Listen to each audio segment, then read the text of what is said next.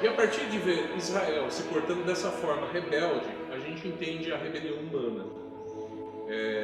Com questão ao Antigo Testamento e a representatividade de Israel como uma nação, como toda a humanidade no caso.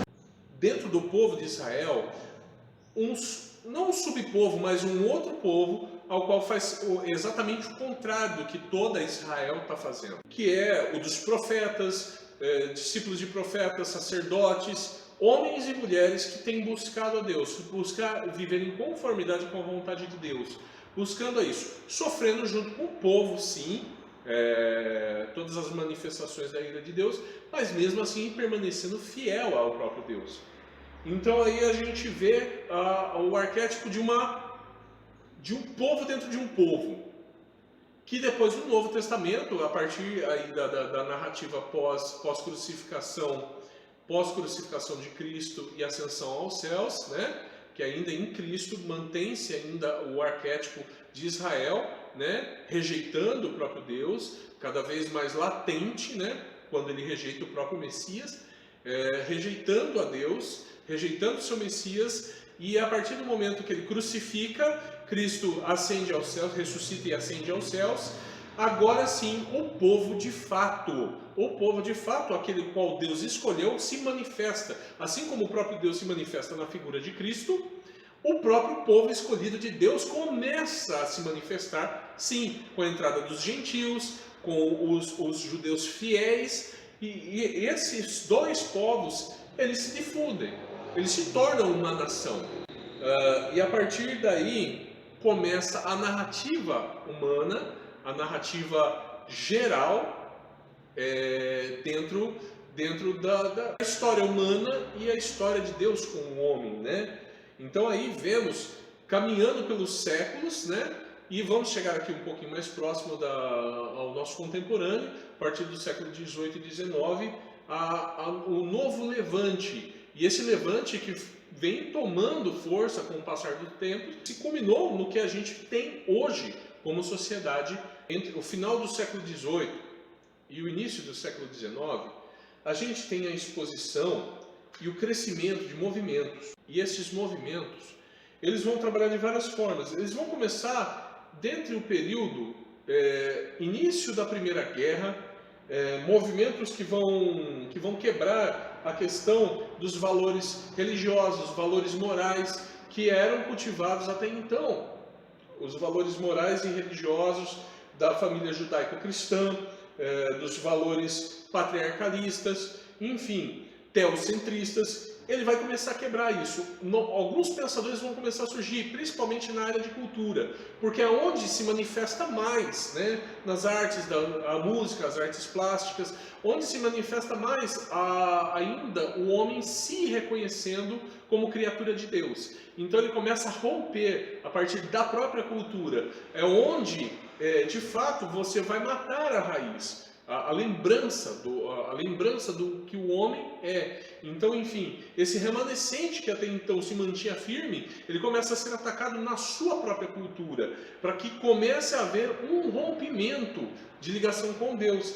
Então, a partir daí da Primeira Guerra, início da Primeira Guerra, durante a Segunda Guerra e final da Primeira Guerra, vão se levantar vários movimentos que vão derrubar monarquias, e vão instaurar o pensamento revolucionário. Nomes como Lenin, Joseph Stalin, Leon Trotsky levantam o movimento socialista, comunista, vão querer romper a ligação da sociedade com a igreja, com o pensamento religioso, vão querer romper isso porque, na perspectiva deles, isso é um símbolo de opressão. O homem por si só pode se resolver. Então, enfim, esses movimentos vão ganhar muita força. E os movimentos racionalistas e liberais teológicos vão começar a surgir também.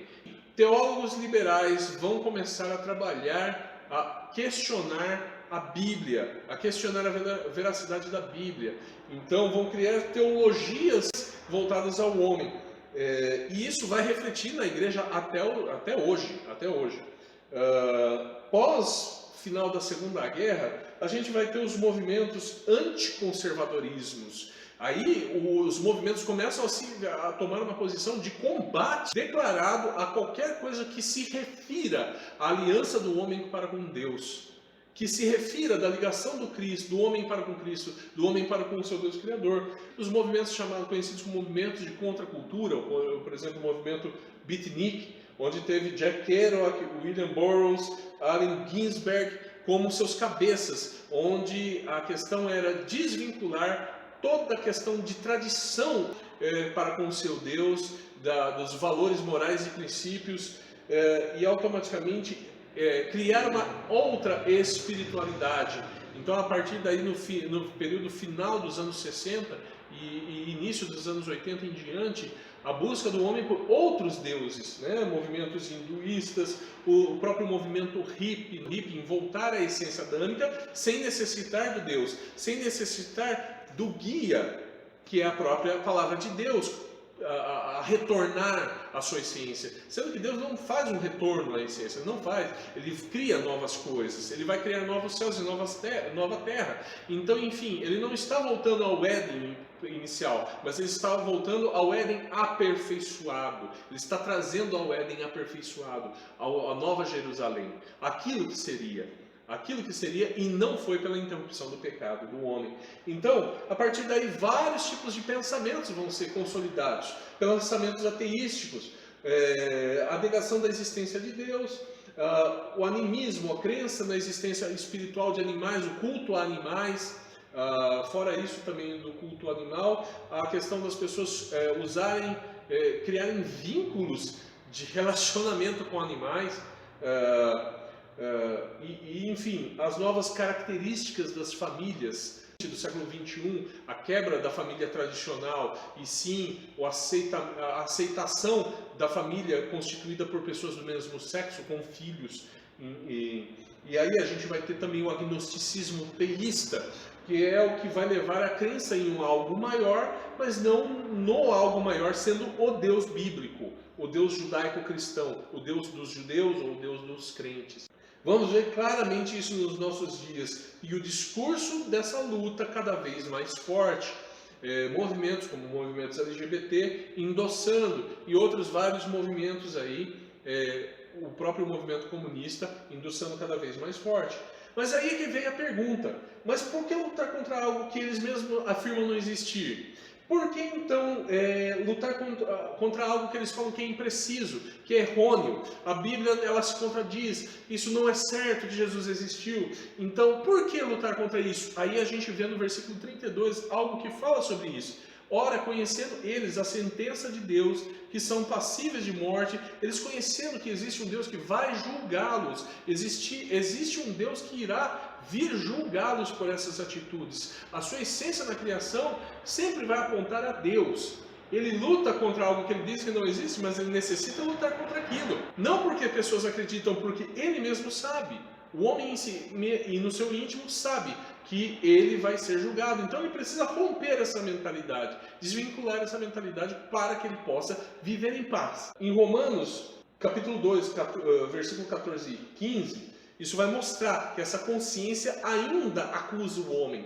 Essa consciência ainda acusa o homem do seu afastamento para com Deus. Os sinais de que Deus abandonou o homem a desejar ser escravo dos seus mais obscuros desejos, manifestando assim a justa ira de Deus sobre eles.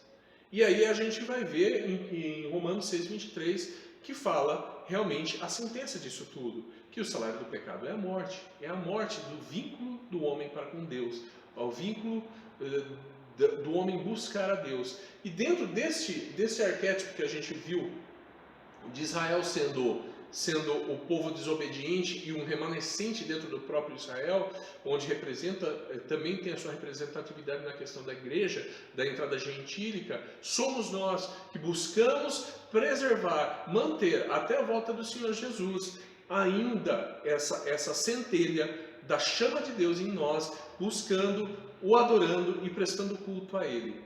Então o nosso evangelho, o nosso pregar é uma pregação que vai ser uma pregação confrontativa, vai ser uma pregação que vai gerar incômodo, vai ser uma pregação que vai gerar animosidade, porque assim foi durante a história toda da igreja. vai ser sempre a pregação que vai fazer e vociferar ações contra a igreja. O homem, conhecendo a sua natureza, ele conhece do que ele é passivo. Certo, gente? Então, aqui finalizamos o capítulo 1 de Romanos. Quero deixar aqui uma dica de leitura. Agostinho, Confissões, onde o bispo de Hipona traz aqui uma divagação sobre a condição humana e a soberania de Deus. Vocês que gostam de ler, recomendo essa leitura, muito boa. Agostinho também foi um dos muitos impactados pela palavra de Deus no livro de Romanos.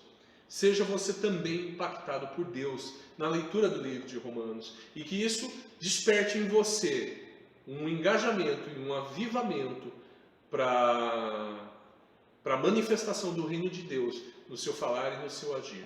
Em nome de Jesus. Nos vemos na próxima semana, dando início no capítulo 2, que vai falar sobre a religiosidade daqueles que buscam a Deus, mas às vezes se pegam na religiosidade. Tá bom? Deus abençoe a todos, um ótimo domingo e até a próxima.